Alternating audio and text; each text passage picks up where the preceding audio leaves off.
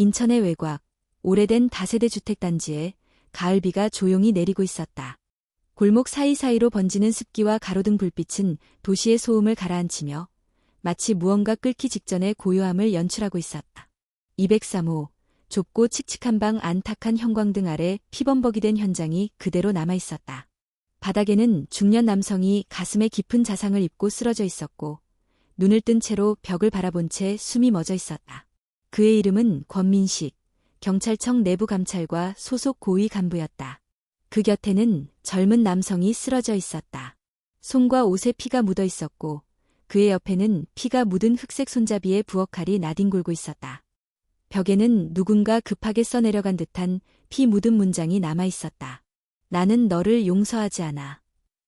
그 사건의 최초 신고자는 정체불명의 인물로 사건 발생 직후 곧바로 112에 신고하며 짧은 영상 하나를 전송했다. 영상 속에서는 누군가가 방문을 열고 절규하며 외치는 모습만이 흐릿하게 담겨 있었다. 경찰이 현장에 도착했을 때 첫 번째로 눈에 띈 것은 시신에 고정된 눈동자가 아니었다. 피투성이가 된 채 쓰러져 있는 청년의 얼굴이었다. 한서진, 27, 한때 서울의 술대학교 시각디자인과의 장학생이었으며 전과 없는 모범 청년. 그리고 무엇보다 담당 현장 수사반장이자 중견 형사인 한준호의 아들이었다. 그는 6년 전 아버지와의 극심한 갈등 끝에 집을 나갔고 그 후로 한 번도 연락이 닿지 않았다. 경찰 조직 내부에서조차 준호 형사는 아들을 죽은 셈치고 산다는 말이 돌 정도였다. 그런 아들이 지금 살인사건의 중심에 서 있었다. 그날 밤 한준호는 비에 젖은 제복을 입은 채 사건 현장에 도착했다. 현장 지휘관은 그에게 말없이 고개를 숙였고 준호는 아무 말 없이 203호 안으로 들어섰다. 그는 한 걸음 한 걸음 마치 시간이 멈춘 듯 걸어 들어가며 바닥에 쓰러진 두 사람을 바라보았다. 피냄새, 눅눅한 방의 곰팡이 냄새, 벽에 번진 담배 연기. 하지만 그 어떤 자극도 그의 발을 멈추게 하지는 않았다. 준호의 시선은 오직 한 사람에게 향해 있었다. 서진. 긴 머리카락이 이마를 덮은 채 창백하게 쓰러져 있는 아들. 준호는 그 앞에 무릎을 꿇었다. 6년 전 서진이 집을 나간 날 이후 처음 보는 얼굴이었다. 상처투성이었고 피가 마른 자국이 눈가까지 번져 있었다. 그는 조용히 자신의 허리춤에서 수갑을 꺼냈다. 수많은 범죄자의 손목에 채웠던 그 익숙한 수갑. 그러나 이번만큼은 손이 떨렸다. 형사로서의 직업윤리와 아버지로서의 본능이 충돌하는 찰나 그는 손끝으로 수갑의 잠금 장치를 눌렀다. 찰칵. 차가운 금속 소리가 방 안을 가득 채웠다. 마치 모든 감정이 그 소리에 봉인된 듯했다. 서진의 손목에 수갑이 채워졌고 준호는 조용히 일어섰다. 마침내 그의 뒤를 따라 들어온 감식반과 언론팀이 사진을 찍기 시작했다. 그 장면은 몇 시간 뒤 전국 방송과 포털 메인 뉴스에 동시에 실리게 된다. 중견 형사, 살인사건 현장에서 아들을 체포하다 정의인가, 배신인가. 댓글창에는 수천 개의 분노와 조롱, 동정과 의심이 얽혔다. 어떤 이는 부친이니까 더 엄격히 수사해야 한다고 외쳤고 또 어떤 이는 가족까지 버린 냉혹한 경찰이라고 몰아붙였다. 하지만 그 누구도 몰랐다. 그 밤 준호는 현장을 떠나며 몰래 바지 뒷주머니에서 오래된 반쪽짜리 사진 한 장을 꺼냈다. 찢겨진 사진의 절반에는 어릴 적의 서진이 해맑게 웃고 있었고 다른 절반은 오래전에 사라졌다. 그날 밤 그는 집에 돌아가지 않았다. 경찰청 7층 회의실, 범죄지표 분석판 앞에서 그는 홀로 남아 있었다. 수십 개의 포스트잇, 도표, 보고서가 벽을 가득 채우고 있었지만 그 어떤 문장도 아들의 무죄를 설명해주지 않았다. 그를 붙잡아주는 건 단 하나. 구급차 안에서 아들이 잠시 눈을 떴을 때의 그 눈빛이었다. 무표정, 무기력, 절망. 그 눈빛은 말하고 있었다. 나는 더 이상 아버지를 믿지 않는다. 비는 그날 밤 이후에도 며칠간 계속 내렸다. 인천구치소 외부에는 기자들이 진을 치고 있었고 경찰 내부에서는 해당 사건을 둘러싼 의견 충돌이 심화되고 있었다. 한준호는 공식적으로 수사에서 배제되었지만 그의 이름은 여전히 보고서와 뉴스 사이에서 오르내렸다. 하지만 준호는 더 이상 뉴스나 보고서를 보지 않았다. 그는 혼자만의 조사를 시작했다. 누구에게도 말하지 않은 채 다시는 되돌릴 수 없을지도 모를 그날의 실수를 되짚고 있었다. 첫 번째로 그는 자신이 찢었던 편지를 꺼내 펼쳤다. 서진이 6년 전 집을 나가기 직전 남긴 편지였다. 당시 준호는 그 편지를 읽지 않은 채 찢어 쓰레기통에 버렸지만 뒤늦게 후회하며 조각들을 맞춰 붙였었다. 그러나 결국 읽지 않았다. 그는 이제야 그 편지를 다시 꺼내 들었다. 언더라인 쌓인 아버지께 저는 경찰이 되고 싶지 않았어요. 어릴 적에는 아버지가 멋있어 보였지만 자라면서 그건 무서움이었어요. 무조건적인 명령과 침묵. 저는 그냥 한 번이라도 아버지가 제 그림을 칭찬해 주길 바랐어요. 저는 도망가는 게 아니라 살아남고 싶어서 떠나는 거예요. 서진 드림 언더라인 사인. 한 줄 한 줄을 읽으며 준호는 숨이 멎는 듯한 충격을 받았다. 경찰로서의 자신은 늘 자부심의 상징이었지만 아들에게는 그것이 공포였다는 사실을 그는 처음 알았다. 6년 전 서진은 디자인과에 입학한 직후 가족과의 갈등으로 인해 학교를 자퇴하고 연락을 끊었다. 준호는 몇 차례 수소문했지만 결국 스스로 체념했고 남자답게 살아가려면 그렇게 약해서는 안 된다는 식으로 자신을 정당화했다. 하지만 지금 그 정당화는 모두 무너져 내렸다. 그날 밤 그는 과거 자신이 강제로 끌고 간 면접장의 기억을 떠올렸다. 아들은 말없이 고개를 숙였고 준호는 남자는 말로 설득하지 않는다. 행동으로 증명해라고 했었다. 그것이 사랑이라고 믿었던 그 방식은 아들에게는 상처로만 남았던 것이다. 며칠 뒤 준호는 조용히 구치소를 찾았다. 정식 면회는 허용되지 않았지만 내부 고위 간부의 권한으로 몇 분간 비공식 면담이 허락되었다. 좁은 면회실, 칸막이도 없는 작은 공간에 아들이 들어왔다. 수감복 차림의 서진은 눈에 띄게 마른 모습이었고 눈 밑에는 다크서클이 짙게 내려앉아 있었다. 준호는 자리에서 일어나지 않은 채 앉아 있었다. 두 사람은 몇 초간 말을 잇지 못했다. 이렇게 다시 보내요. 서진이 먼저 말을 꺼냈다. 목소리는 차분했지만 그 안엔 오랜 원망과 지침이 섞여 있었다. 그래, 준호가 대답했다. 내가 이렇게 마주 앉게 될 줄은 몰랐다. 그런데 아무것도 안 물어보셨어요? 왜 여전히 아무것도 안 묻고 안 믿으세요? 서진의 목소리가 잠시 떨렸다. 그는 자신이 어떤 식으로 수사에 이용됐는지를 말하려 했지만 한준호의 표정은 여전히 돌처럼 굳어 있었다. 준호는 잠시 숨을 골랐다. 나는 증거를 봐야 믿는 사람이었다. 그러니까요. 저는 그 증거로만 존재했어요. 아버지에겐 제가 사람이 아니었죠. 그냥 이상 없다고 판단되는 통계, 예측 가능한 결과, 실패하면 내칠 수 있는 변수. 두 사람 사이에 정적이 흘렀다. 그러다 서진이 작게 한숨을 쉬며 말했다. 저는 그날 어떤 남자에게서 서류가 담긴 가방을 전달받았어요. 경찰 내 인물이라 했고 내부 자료를 이동 중이라면서 잠시 맡겨달랬죠. 그게 전부였어요. 제가 무슨 일이 일어날 줄 알았다면 그 자리에 가지도 않았을 거예요. 준호의 눈빛이 그제야 약간 흔들렸다. 그 남자, 생김새 기억하냐? 그는 왼손잡이였고 왼쪽 다리를 약간 절었어요. 목소리는 낮고 건조했어요. 어디선가 들어본 느낌도 있었고요. 준호는 눈을 감았다. 서진이 묘사한 인물은 너무도 분명했다. 최정환, 경찰청 내부감찰과 부장. 한때 준호와 같은 수사팀에서 근무했으나 내부 사건 은폐와 관련해 갈등을 겪고 따로 전출되었던 인물이었다. 준호는 자리에서 일어섰다. 그리고 말했다. 이번엔 내가 증거를 찾아볼게. 처음부터. 내가 아니라 이 사건 전체를 다시 보겠다. 이번엔 아버지로서. 서진은 아무 말 없이 고개를 끄덕였다. 처음으로 그의 눈에 미세한 희망이 떠올랐다. 그날 준호는 돌아가는 길에 오래된 사진 한 장을 꺼내 들었다. 찢어져 있었지만 그는 그 사진을 다시 테이프로 붙이기 시작했다. 사진 속에서 서진은 7살의 얼굴로 아버지의 품에 안겨 있었다. 준호는 그 모습을 바라보며 혼잣말처럼 중얼거렸다. 그때의 널 다시 붙잡아야겠다. 그날 이후 한준호는 다시 경찰청 건물에 들어섰다. 이번에는 형사로서가 아닌 아버지로서였다. 공식적으로 사건에서 손을 뗀 상태였지만 그의 눈빛은 그 어느 때보다 선명했다. 그가 먼저 찾은 곳은 중앙감식반 자료보관실이었다.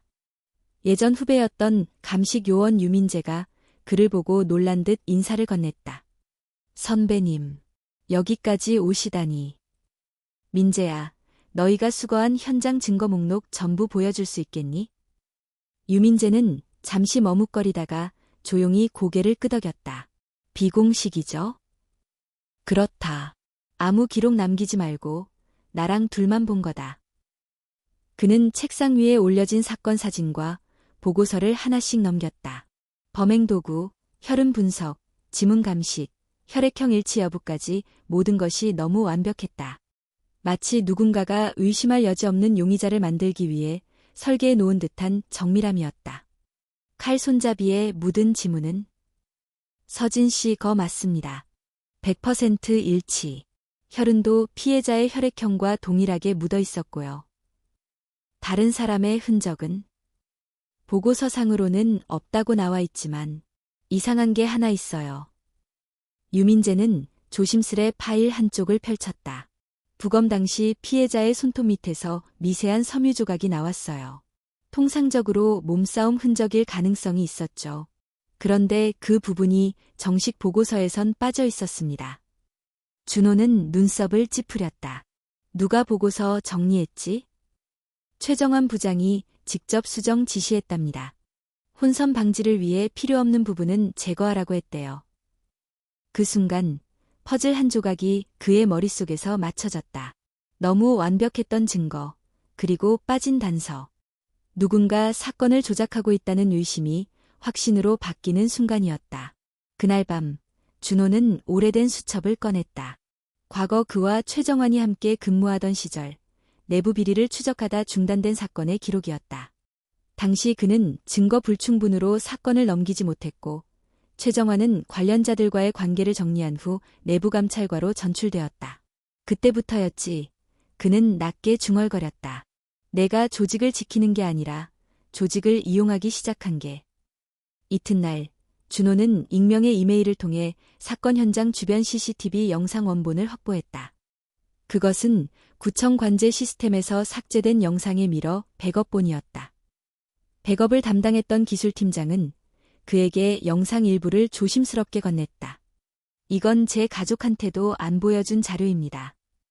영상에는 사건 당일 22시 34분, 한 남성이 건물 앞에 나타나는 장면이 찍혀 있었다. 그는 어두운 회색 외투에 모자를 깊이 눌렀었고, 왼손으로 검은 서류 가방을 들고 있었다. 그리고 잠시 후, 서진이 나타났다. 그는 남자에게 가방을 건네받는 듯했고, 불과 5초 만에 그 자리에 주저앉았다. 마치 약에 취한 사람처럼 의식을 잃은 채. 준호는 손가락으로 정지 버튼을 눌렀다. 그 순간 회색 외투 남자의 옆얼굴이 살짝 비쳤다. 선명하진 않았지만 좌측 광대뼈 근처에 작은 흉터가 보였다. 준호는 확신했다. 정환이 너였구나. 그는 즉시 영상 사본 3개를 만들어 하나는 자신이 보관하고 나머지 2개는 외부 법률 자문가와 신뢰하는 전직 감식관에게 전달했다. 그리고는 조용히 경찰 내부 고위 인사 중 믿을 수 있는 단 한 사람, 이영우 부청장에게 연락을 취했다. 부청장님, 제가 직접 수사에 나설 수 없다면 이 자료만이라도 검토해 주십시오. 이 사건, 단순한 살인이 아닙니다. 이영우는 그와 짧은 통화 후 조용히 한마디만 남겼다. 너는 아들이 무죄라는 걸 증명하고 싶겠지. 나는 경찰 조직이 아직 살아있다는 걸 증명하고 싶다. 그리고 사흘 후 사건은 서울지방검찰청으로 이첩되었고 내부감찰국장이었던 최정환은 긴급조사 대상에 올랐다. 언론은 아직 아무것도 모른다. 하지만 파문은 이미 시작되었다. 그날 밤 준호는 집에서 다시 편지를 꺼냈다. 이번엔 자신이 아들에게 쓴 것이다. 언더라인 쌓인 서진아. 너는 나에게 단 한 번도 믿어달라고 말하지 않았다. 그게 더 아팠다. 너는 이미 포기하고 있었던 거지. 내가 묻지 않을 걸 알고 있었으니까. 이제는 나도 너처럼 묻지 않으려 한다. 대신 증명하려 한다. 내가 옳았다는 걸. 아버지, 언더라인 사인. 그는 편지를 접어 사진 아래에 넣었다. 그리고 작게 중얼거렸다. 이제 시작이다. 서울의 가을은 바람이 차고 매서웠다. 한준호는 무표정한 얼굴로 서울지방검찰청 옆 작은 카페에 앉아 있었다. 그의 앞에는 전직 검찰 감식 전문가 박은호가 앉아 있었다. 준호가 보내준 CCTV 영상과 자료를 정밀 분석한 그가 가져온 것은 단 하나의 문장이다. 이건 조작된 증거입니다. 너무 깔끔하다는 게 가장 큰 증거죠. 은호는 말없이 태블릿을 꺼냈다. 화면엔 사건 당시 사용된 부엌칼의 사진과 함께 혈흔 위치, 지문 각도, 혈액 번짐 방향까지 분석된 도표가 나열돼 있었다. 이 지문은 도중에 일부러 더 씌워졌습니다. 원래의 지문 위에 새 지문이 얹어 있었어요. 손에서 직접 묻은 게 아니라 글러브나 기구를 통해 인위적으로 찍은 흔적이죠. 준호는 태블릿을 내려다보며 이를 악물었다. 누군가 서진을 범인으로 만들려고 작정하고 꾸몄다는 거군. 그렇습니다. 그리고 이런 작업은 단순한 개인이 혼자 하기 어렵습니다. 적어도 내부 시스템을 알고 있는 자, 그것도 감식 시스템까지 통제할 수 있는 자가 필요하죠. 한준호는 말없이 고개를 끄덕였다. 정황은 점점 더 명확해지고 있었다. 그는 다시 한번 서진의 얘기를 떠올렸다. 디자인 의뢰를 받았던 프로젝트, 그리고 누군가에게 전달했던 가방. 준호는 조용히 자신이 수집한 자료를 펼쳤다. 그중 눈에 띄는 건 권민식이 사망 직전 들고 있었던 가방 안에서 발견된 반쯤 탄 노트의 일부 페이지였다. 그 안엔 도면처럼 생긴 도식과 함께 복잡한 수치가 나열돼 있었고 한쪽 끝에는 낯익은 이니셜이 붉은 펜으로 적혀 있었다. SG링크. 준호는 그 이니셜을 똑바로 응시했다. 서진이 고등학교 시절 컴퓨터에 저장하던 파일명은 늘 SJ로 시작했다. 그리고 링는 디자인계에서 흔히 쓰이는 연결 도식의 표현. 누군가 서진에게 거짓 명목으로 도식을 디자인하게 시킨 것이 분명했다. 며칠 후 준호는 익명의 제보를 통해 인천도시개발공사에 폐쇄된 프로젝트 파일에 접근하게 되었다. 그곳엔 과거 권민식이 조사하고 있던 도시 재개발 자산 이동 경로가 정리된 초안이 존재했다. 해당 도식 파일의 오른쪽 하단엔 디자인 제공, SJ라는 문구가 박혀 있었다. 원본 형식은 AI 즉 어도비 일러스트 원본. 이제 서진이 사건과 관련된 이유는 분명해졌다. 그는 디자이너였을 뿐 그가 만든 시각자료가 누군가의 범죄 구조를 노출시킬 위협이 되자 제거 대상이 되었던 것이다. 그러나 결정적인 증거는 아직 없었다. 그가 움직일 수 있는 시간은 제한적이었고 무엇보다도 최정환 측은 이미 여러 증인을 회유하거나 정보를 삭제하기 시작했다는 보고도 들어왔다. 준호는 마지막 희망을 걸고 과거 서진이 잠시 일했던 프리랜서 디자인 회사를 찾았다. 그곳에서 서진과 함께 일했던 백하윤 디자이너를 만나게 된다. 그녀는 처음엔 말을 아꼈지만 준호가 사건의 전말을 설명하자 조금씩 입을 열었다. 서진 씨는 정말 열정적인 디자이너였어요. 그가 만들었던 도시재생 시각화 프로젝트는 내부에서도 주목받았어요. 그런데 어느 날 갑자기 그가 파일을 모두 지우고 연락을 끊었어요. 그리고 이상한 이메일을 하나 보냈어요. 하윤은 오래된 이메일을 보여주었다. 제목, 내가 뭘 그린 건지 몰랐다면 죄가 아닐까. 본문, 하윤 누나, 혹시 내가 작업했던 파일들, 이상한 구조로 연결돼 있는 것 같아. 난 그냥 시각화를 도와준 줄 알았는데 요즘 들어 이상한 사람이 주변에 자꾸 보이네. 이 프로젝트 그냥 넘기지 마. 준호는 메모를 받아 적으며 중얼거렸다. 서진은 이미 눈치채고 있었군. 그날 밤 그는 집으로 돌아와 조용히 서진이 어릴 적 그려놓은 그림 하나를 꺼냈다. 그것은 경찰차를 타고 있는 아버지를 그린 그림이었다. 해맑은 표정으로 아버지 옆에 앉은 작은 아이가 웃고 있었다. 그리고 아래에는 서툰 한글로 쓰인 문장이 남아 있었다. 아빠랑 같이 정의를 지킬래요. 그 문장을 바라보며 준호는 다시 한번 다짐했다. 이제라도 지켜야겠다. 내 그림 속 정의를. 다음 날 그는 서울중앙지검에 서류를 들고 찾아갔다. 이영우 부청장은 그를 반갑게 맞이했고 조용한 회의실에 두 사람만이 마주 앉았다. 증거는 충분해졌습니다. 이제 움직여야겠군. 이영우는 고개를 끄덕이며 조용히 내무부 감사실과의 협의에 들어갔다. 곧 최정화는 내부 감찰로 소환되고 수사자료의 누락, 증거조작 의혹으로 긴급 감사에 들어간다. 사건은 이제 단순한 살인사건이 아닌 경찰 내부의 조직적 은폐와 권력 남용의 실체로 확장되고 있었다. 하지만 그 중심에서 준호가 원하는 것은 단 하나였다. 내 아들의 죄를 증명하는 게 아니라 그가 죄가 없음을 밝히는 것. 그 길은 멀고도 험했지만 그는 물러서지 않을 준비가 되어 있었다. 서울중앙지방법원 제4형사부 재판 날짜가 결정되자마자 전국의 언론은 일제히 헤드라인을 장식했다. 경찰관 아들, 살인 혐의로 첫 재판 출석, 내부 감찰과 부장, 증거 조작 의혹 불거져. 이제 이 사건은 단순한 개인 간의 비극이 아닌 공공 권력의 균열을 드러내는 시험대가 되었다. 한서진은 수감된 지 29일 만에 처음으로 일반 법정의 모습을 드러내게 되었다. 재판을 앞둔 며칠 전, 그는 면회실에서 아버지와 다시 마주했다. 그날은 유난히 날이 흐렸고 교정소 복도에는 쓸쓸한 침묵이 감돌았다. 내일, 나 법정에 서요. 서진의 목소리는 여전히 담담했지만 눈동자는 흔들리고 있었다. 한준호는 조용히 고개를 끄덕였다. 내가 뒤에 있을 거다. 지금은 믿는다고 하시지만 그래도 혹시 결과가 바뀌면 어떡해요? 나는 결과보다 내가 진실을 지키려 했다는 그 사실을 믿는다. 그 말에 서진은 천천히 고개를 떨구었다. 침묵 속에서 두 사람은 한참 동안 아무 말도 하지 않았다. 하지만 그 침묵은 더 이상 멀어짐이 아닌 지탱하는 침묵이었다. 재판 당일, 법정은 방청객으로 가득 찼다. 언론, 시민단체, 그리고 경찰 내부 감찰팀까지 수십 쌍의 눈이 이 사건을 주시하고 있었다. 피고석에 선 한서진은 하얀 셔츠와 회색 수트를 입고 있었다.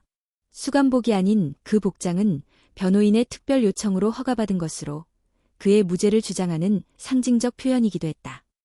검사는 초기 보고서에 따라 살인 혐의를 조목조목 언급했다.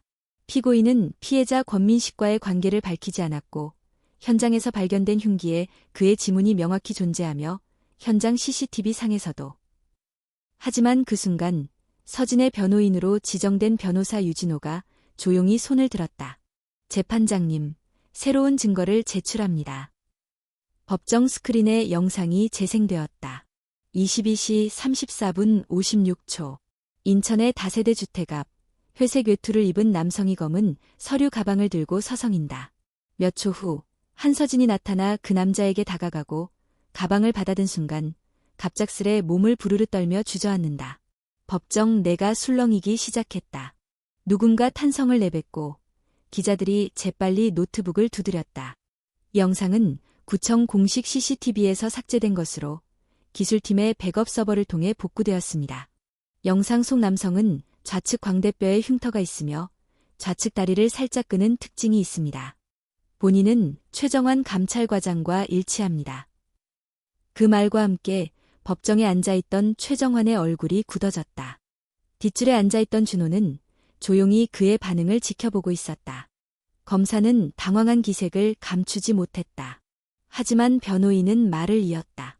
또한 해당 사건에서 사용된 흉기의 지문은 일치율이 높은 두 겹의 지문이 중첩되어 있었으며 이는 인위적으로 인쇄 도구 등을 통해 만들어졌음을 감식 전문가가 입증하였습니다. 재판장은 감식 보고서를 직접 확인한 뒤 조용히 고개를 끄덕였다. 다음은 피고인의 진술을 듣겠습니다. 서진은 천천히 입을 열었다. 저는 그날 누군가에게 가방을 전달받았습니다. 그 사람은 자신이 내부 관련자라고 했고 잠시만 맡아달라 했습니다. 저는 그게 어떤 자료인지 그 안에 뭐가 있는지 몰랐습니다. 단지 며칠 전부터 저를 지켜보는 듯한 사람들이 있었고 그게 무서웠습니다. 그는 잠시 말을 멈췄다. 목이 메인 듯했지만 곧 다시 목소리를 냈다. 저는 살인자가 아닙니다. 저는 누군가의 증거를 모르고 만들어준 사람일 뿐입니다. 디자인 파일, 도식, 시각화. 그건 단지 요청받은 작업이었어요. 하지만 그게 누구의 범죄를 그리는 줄은 몰랐습니다. 그 진술이 끝났을 때 법정은 일시적으로 정적에 휩싸였다. 그리고 곧 변호인은 권민식이 남긴 탄 노트의 일부를 제시했다. 이 노트는 피해자가 숨지기 직전까지 소지하고 있었던 것으로 피고인이 디자인한 도식과 정확히 일치합니다. 즉, 피해자 또한 피고인을 가해자가 아닌 내부 고발의 협력자로 인식하고 있었던 겁니다. 재판장은 서류를 넘기며 천천히 말했다. 공판은 다음 기일에 결론을 내리겠습니다. 하지만 현재까지의 증거에 따라 피고인에 대한 구속사유는 소멸되었으므로 석방을 명령합니다. 서진은 멍한 얼굴로 변호인을 바라보았다. 그리고 방청석을 바라보았을 때 끝자리에 앉아있던 아버지 준호의 눈이 마주쳤다. 그는 고개를 아주 천천히 작게 끄덕였다. 그 작은 끄덕임에 서진은 미세하게 입꼬리를 올렸다. 말하지 않아도 그는 느꼈다. 이제는 아버지가 나를 믿는다. 한서진이 법정에서 석방된 직후 서울중앙지법 앞에는 취재진과 시민들로 가득 찼다. 카메라 플래시가 번쩍이고 수십 개의 마이크가 그의 얼굴 앞에 밀려들었다. 지금 기분이 어떻습니까? 자신이 누명을 썼다고 생각하십니까? 당신을 함정에 빠뜨린 사람이 누구라고 보십니까? 하지만 서진은 아무 대답도 하지 않았다. 그는 조용히 고개를 숙인 채 옆에 서 있던 아버지 한준호를 바라봤다.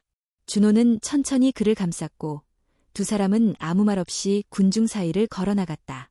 그날 저녁 포털 사이트의 실시간 검색어에는 한서진, 경찰 내부 비리, 증거 조작이 상위에 올랐다. 한준호는 뉴스와 기사, SNS의 여론을 보며 조용히 숨을 내쉬었다. 진실이 밝혀지고 있다 해도 아직 끝난 게 아니야. 이영우 부청장은 다음 날 경찰청 대회의실에서 긴급 브리핑을 열었다. 이번 사건은 조직 내부의 신뢰를 위협하는 중대한 사안으로 객관적이고 독립적인 조사팀을 구성해 감찰을 확대할 것입니다. 그리고 감찰 대상자의 명단에 최정환이 포함되었다는 사실이 조용히 발표되었다.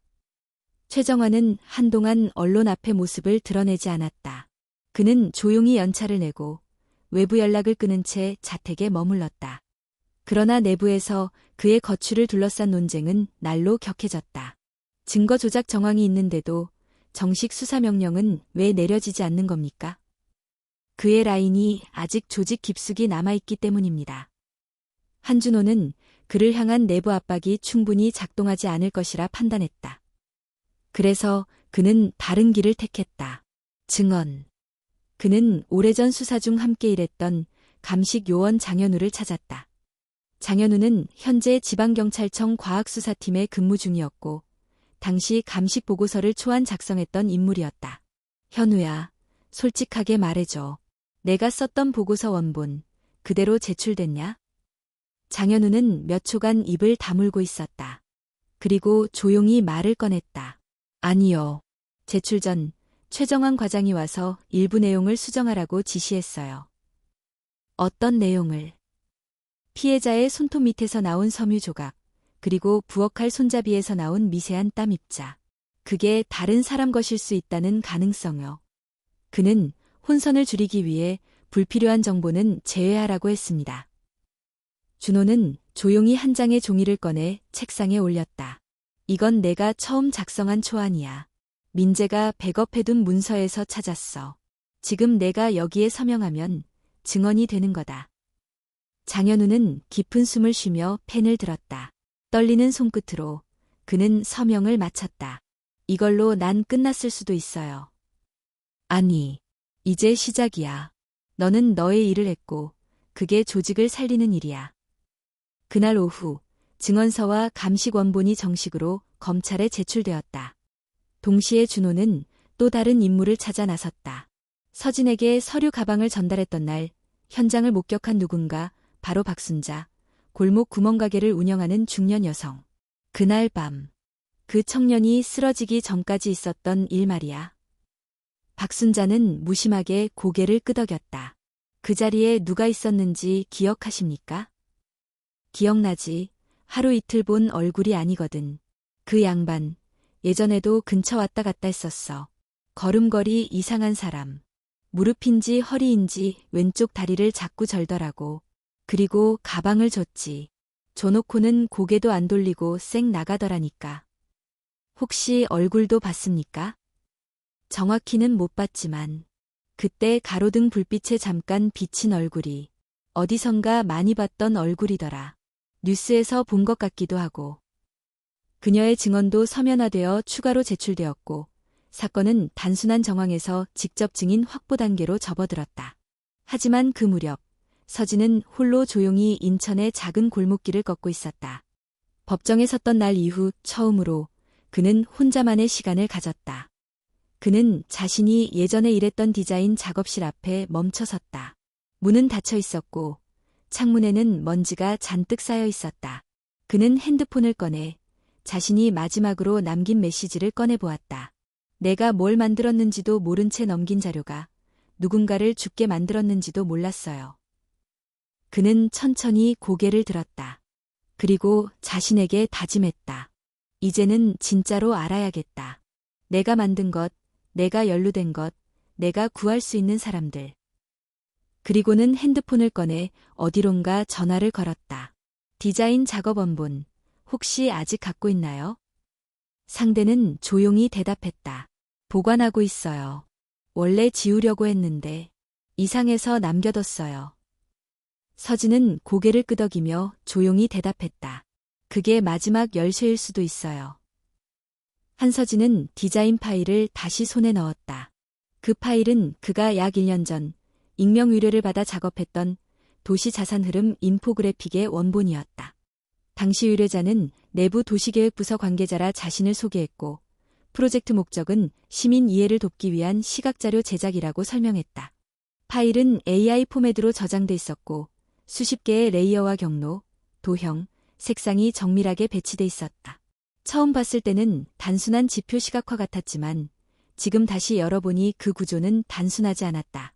그는 노트북 화면 앞에 앉아 숨을 고르며 파일을 천천히 분석했다. 파일을 열자마자 그의 눈에 띈 것은 지도에 찍힌 수십 개의 점이었다. 점은 서울, 인천, 경기 일대의 부동산과 관련된 특정 위치에 일치했고 레이어 속 설명에는 생소한 약어들이 있었다. HJ43, DBL17, MKZ99. 그는 레이어를 하나하나 켜가며 추적했다. 각 점은 특정 주소, 부동산 개발 사업, 도로 명칭, 심지어는 공공기관 매입 예정지까지 연결돼 있었다.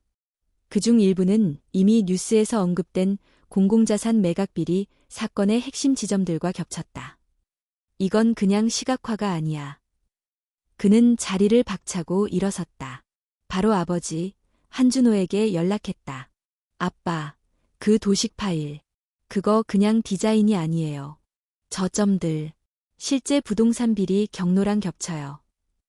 준호는 즉시 그의 집으로 향했다. 노트북을 사이에 두고 부자 둘은 밤새도록 그 파일을 분석했다. 준호는 종이 위에 지도와 주소를 일일이 옮겨 적으며 하나의 흐름을 그려나갔다. 여기서 시작해서 이건 위장 법인을 거쳐 마지막엔 개인 명의의 계좌로 흘러가. 그리고 이 사람 이름. 여기 있던 파일 속 숨겨진 메타데이터에 남아 있었어요. 서진은 AI 파일 내부의 프로퍼티 정보를 열었다. 그곳에는 작성자 이름이 아닌 수정자 이름이 등록돼 있었다. Choi Jiash. 최정환의 이니셜이었다. 그가 이 파일을 최종적으로 수정했어요. 아마 제가 납품한 뒤 자신의 필요에 맞게 정보를 가공한 거겠죠. 그 말은 내가 만든 걸 증거로 바꾼 거군. 그것도 내가 모르는 사이에. 서진은 고개를 천천히 끄덕였다. 그는 분노했지만 동시에 안도하고 있었다. 드디어 자신이 왜 이 사건에 말려들었는지 이해할 수 있었기 때문이다. 아버지, 이거 검찰에 제출할 수 있을까요?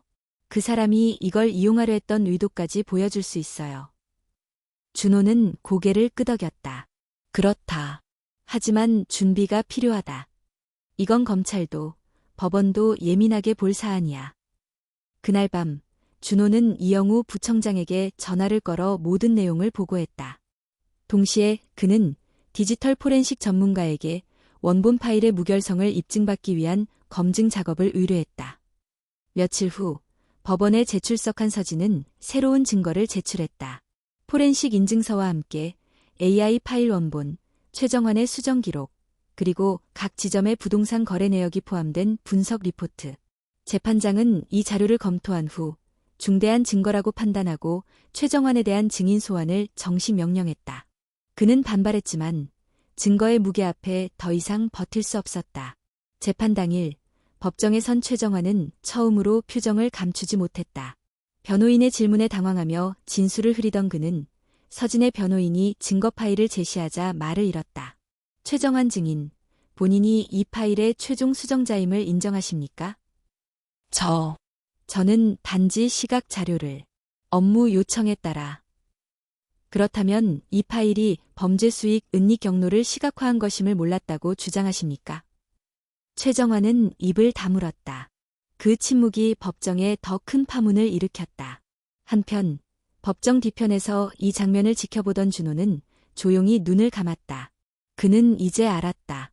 진실은 때론 증거보다, 침묵보다 더 강하게 무언가를 증명해낸다는 것을. 그리고 서진은 마침내 자신의 말로 마지막을 정리했다. 저는 단지 그림을 그렸을 뿐입니다. 하지만 그 그림이 사람을 죽게 했고 또 한 사람을 살릴 수 있었기에 이제는 그림의 의미를 외면하지 않겠습니다. 그날 재판은 휴정되었지만 결정적인 흐름은 이미 넘어갔다. 진실은 이제 더 이상 멀지 않았다. 재판이 끝난 그날 밤 서울지검 특별수사부는 공문서 위조 및 증거 조작 혐의로 최정환 감찰과장의 사무실을 압수수색했다. 책상 서랍 깊숙한 곳에서 발견된 USB에는 여러 명의 실명이 포함된 내부 파일과 비공식 자료가 가득 담겨 있었다. 그중 일부는 이미 폐기된 것으로 알려진 도시개발 이익 환수 예외 지침 문서였고 메모란에는 익숙한 서명이 남겨져 있었다. KMS 승인. 한준호는 그 이니셜을 보자마자 직감했다. 권민식. 그는 죽기 직전까지 내부 고발 자료를 정리하고 있었던 것이다. 그리고 그 자료의 최종 열쇠는 서진이 디자인했던 시각화 파일이었다. 며칠 후 준호는 이영우 부청장을 만났다. 그들은 조용한 차 한 잔을 사이에 두고 마지막 작전을 논의했다. 이제 최정환은 더 이상 버틸 수 없습니다. 문제는 그 위입니다. 그렇습니다. 최정환은 단독 범행이 아니에요. 그는 구조 안에서 움직인 사람입니다. 하지만 서진을 살리기 위해선 정환 한 사람만으로도 충분한가요? 아니요. 아들을 위한 싸움이 이제는 모두를 위한 싸움이 되어버렸죠. 이영우는 말없이 고개를 끄덕였다. 그날 오후 검찰은 최정환에 대한 긴급 체포영장을 집행했다. 조서에 서명하던 그의 손이 떨렸다. 이게 진짜로 여기까지 갈 줄은 몰랐어. 당신이 한 일의 끝이 보이는 겁니다. 준호는 그렇게 말한 뒤 천천히 고개를 돌렸다. 한편 서진은 서울 외곽에 위치한 한 폐공장을 찾고 있었다. 그곳은 과거 자신이 디자인 작업을 납품하던 중개사 사무실이 있던 곳이었다. 이미 건물은 폐쇄되어 있었지만 창고 깊은 곳에는 오래된 하드디스크 한 대가 남아 있었다. 그 안에는 작업원 본 파이넬이라는 폴더명이 있었고 열어보자 수십 개의 도면 파일과 함께 주의 접근 금지라는 문서가 있었다. 문서를 열자 경고 문구와 함께 메모장이 떴다. 이 문서를 열면 당신도 위험해질 수 있습니다. 하지만 진실을 알리고 싶다면 이 경로를 기억하세요. Codu, KM43DB17NS88. 최종 수익 계좌 위치 238-001XXXXX. 그 순간 서진의 눈에 불이 켜졌다. 이건 돈의 흐름이다. 그는 즉시 파일을 복사하여 검찰에 제출했고 이 자료는 범죄수익 추적팀에 의해 수시간 만에 비자금 47억 원 규모의 계좌를 추적하는 데 성공하게 했다. 그 계좌의 명의는 허위로 등록된 해외 투자법인이었지만 실제 수령 계좌는 최정환의 조카 명의로 밝혀졌다. 이제 더 이상 숨을 곳은 없었다. 며칠 뒤 다시 열린 공판. 최정환은 법정에서 고개를 숙였다. 그는 이미 검찰 조사에서 대부분의 혐의를 인정했으며 이 자리에서 공식적인 자백을 하기로 한 상태였다. 저는 경찰청 내부의 감찰과장이란 직위를 이용하여 조직 내부의 범죄를 은폐하고 무고한 시민을 희생시켰습니다. 한서진 씨는 단지 저의 은폐를 위한 도구로 선택된 것뿐입니다. 법정은 일순간 숨을 죽였고 주심 판사는 정적 속에서 판결문을 준비했다. 하지만 그 전에 판사는 조용히 물었다. 이 자리에 피해자 가족이 있습니다. 한준호 증인, 혹시 하실 말씀 있습니까? 준호는 천천히 자리에서 일어났다. 모든 시선이 그에게 쏠렸고 그는 아주 짧게 그러나 또렷하게 말했다. 내 아들을 위해 싸웠지만 결국 내 자신을 위해 싸운 거였습니다. 정의란 때로는 남을 위한 것이지만 진짜 정의는 자기가 만든 상처를 인정하고 바로잡는 데서 시작합니다. 그 말에 서진은 조용히 눈을 감았다.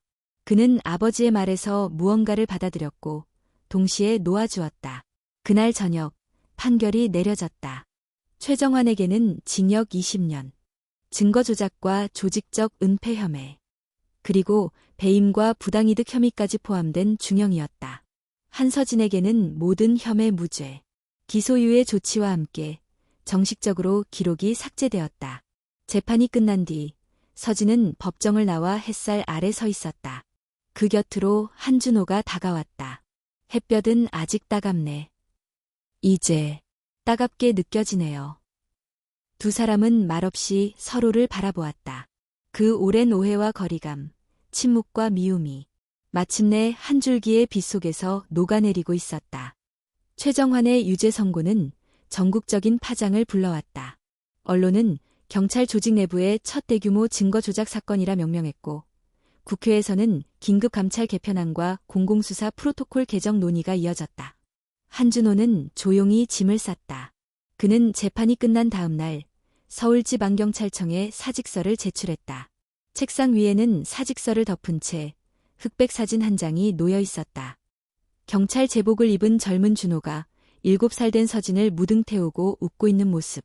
그 사진을 바라보며 그는 중얼거렸다. 이제는 그때의 나로 돌아가고 싶지 않다. 서진은 사회로 복구했지만 달라진 시선과 세상 앞에 여전히 낯설었다. SNS에는 그를 옹호하는 글도 비난하는 글도 섞여 있었다. 경찰한테 누명을 쓰다니 믿을 수 없어. 그래도 그런 프로젝트에 손댄 건 문제야. 디자이너일 뿐인데 얼마나 무서웠을까. 그는 자신에 대한 말들이 떠돌아다니는 사이 자신만의 고요한 공간을 찾고 있었다.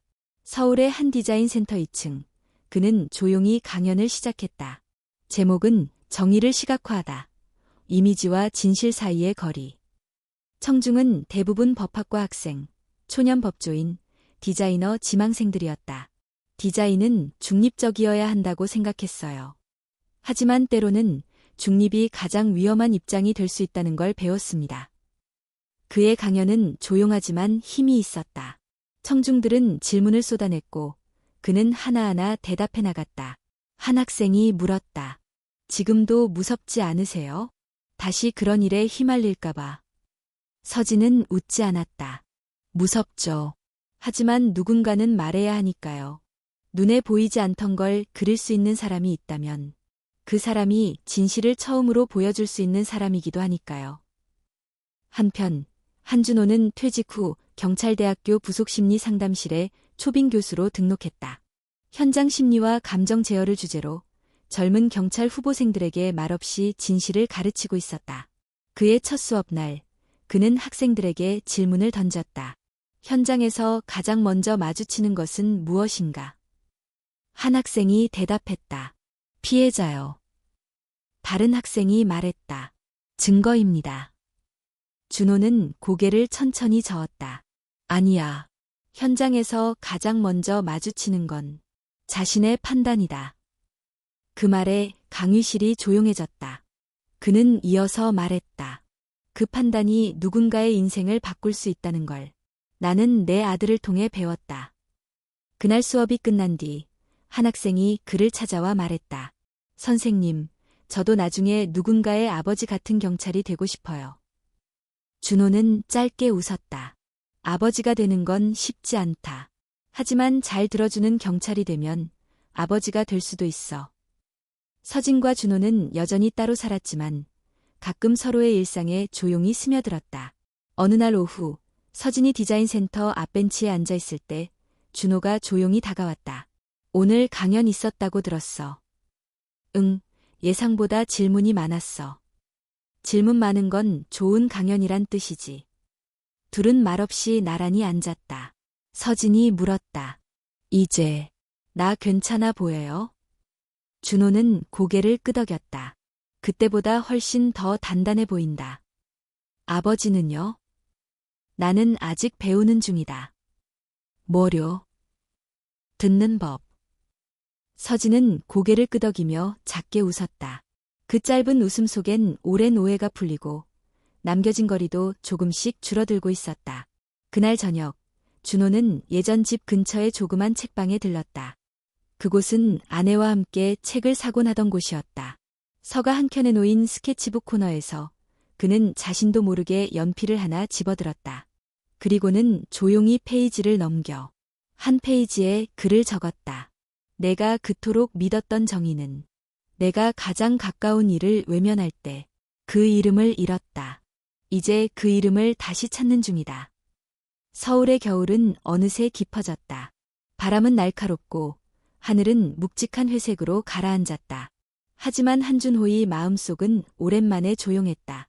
어쩌면 처음으로 진정한 고요였다. 그는 매주 수요일 저녁 경찰대학교의 특별 세미나에서 사건 뒤의 사람들이라는 강연을 이어가고 있었다. 그날의 수업 말미 한 학생이 물었다. 선생님, 정의는 항상 옳은 겁니까? 그는 조용히 미소를 지으며 대답했다. 정의가 언제나 옳다면 우리는 고민하지 않아도 될 겁니다. 하지만 우리가 늘 고민하는 건 정의라는 이름이 우리 안의 편견과 충돌할 때입니다. 학생들은 잠시 조용해졌다. 그 말은 단순한 교훈 이상의 것이었다. 그날 밤, 준호는 오랜만에 서진의 집을 찾았다. 작은 원룸형 아파트였지만 깔끔히 정리된 책상 위에는 여러 장의 도면이 펼쳐져 있었다. 서진은 여전히 디자인을 하고 있었고 요즘엔 사회적 공익을 위한 시각화 프로젝트를 중심으로 활동을 시작하고 있었다. 이건 뭐야? 준호가 물었다. 노인 치매 예방정책 홍보용 인포그래픽이에요. 단순한 이미지가 아니라 보는 사람이 감정적으로 이해할 수 있게 설계하고 있어요. 감정적으로 이해하게 만든다. 쉬운 일이 아니지. 그래서 도전하죠. 서진은 조용히 웃었다. 준호는 그 옆에 앉으며 조심스레 입을 열었다. 나도 요즘 조금씩 배워. 말없이 기다리는 법, 질문 대신 들어주는 법. 서진은 그 말에 고개를 끄덕였다. 그리고는 한참 동안 침묵하다가 조용히 말을 이었다. 나도 가끔 생각해요. 그때 아버지가 날 보지 않고 대신 규칙만 본 건 아버지 나름의 방법이었을 거라고. 준호는 대답하지 않았다. 그저 서진의 눈을 마주봤다. 그 순간 그들 사이엔 어떤 확실한 언어보다 단단한 공감이 생겨났다. 며칠 후 준호는 한 통의 편지를 받았다. 보낸 이는 서진이었다. 편지엔 짧은 글이 적혀 있었다. 다음번 사건에서 제가 먼저 그림을 그리기 전에 아버지가 먼저 물어봐 주세요. 넌 왜 이걸 그리게 됐니? 라고. 준호는 편지를 접어 자신의 가방 안쪽에 넣었다. 그는 알았다. 이 문장이 두 사람 사이에 남아있던 마지막 거리까지도 지운 것임을. 봄이 오기 직전 서진은 디자인 센터의 초청으로 대학생 대상 공개 특강에 나섰다. 그는 이야기했다. 저는 한때 내가 만든 이미지 하나가 사람을 죽게 했다고 믿었습니다. 하지만 지금은 그 이미지가 누군가를 살릴 수도 있었다는 걸 믿고 싶습니다. 그 말에 청중은 조용해졌다. 그 조용함은 슬픔이 아니라 존중의 침묵이었다. 강연이 끝나고 한 여학생이 그에게 다가왔다. 혹시 저도 나중에 정의를 그리는 사람이 될 수 있을까요? 서진은 웃었다. 정의를 그리는 건 특별한 재능이 아니라 질문에서 시작돼요. 질문할 수 있다면 이미 반은 도달한 거죠. 그날 저녁, 서진은 아버지와 함께 저녁을 먹었다. 오랜만에 마주 앉아 먹는 따뜻한 국물, 김이 올라오는 그릇 속에는 말로는 다 하지 못했던 마음들이 담겨 있었다. 식사를 마친 뒤 준호가 꺼낸 낡은 사진 한 장. 어릴 적 서진이 처음 그린 가족 그림이었다. 지금은 색이 바랬고 종이도 닳았지만 그 안에는 세 사람이 있었다. 엄마, 아빠, 그리고 어린 서진. 엄마가 이걸 지갑에 넣고 다녔었지. 응, 나중엔 아버지가 넣었잖아요. 그래. 지금도 넣고 다녀. 그 말에 서진은 조용히 웃었다. 어쩌면 이제야 진짜 가족이 된 것 같았다. 서울의 늦겨울은 그렇게 지나가고 있었다. 눈은 다 녹았고 길가의 나무는 다시 움트기 시작했다. 어느 날 준호는 강의실에 들어서기 전 노란 포스트잇 하나를 발견했다. 감사합니다. 선생님. 정의는 말로 배우는 게 아니라 누군가의 행동으로 느껴야 한다는 걸 알았습니다. 그는 천천히 포스트잇을 접어 수첩에 끼워 넣었다. 그리고는 하늘을 바라보며 중얼거렸다. 이제 나는 아버지가 되어가는 중이다.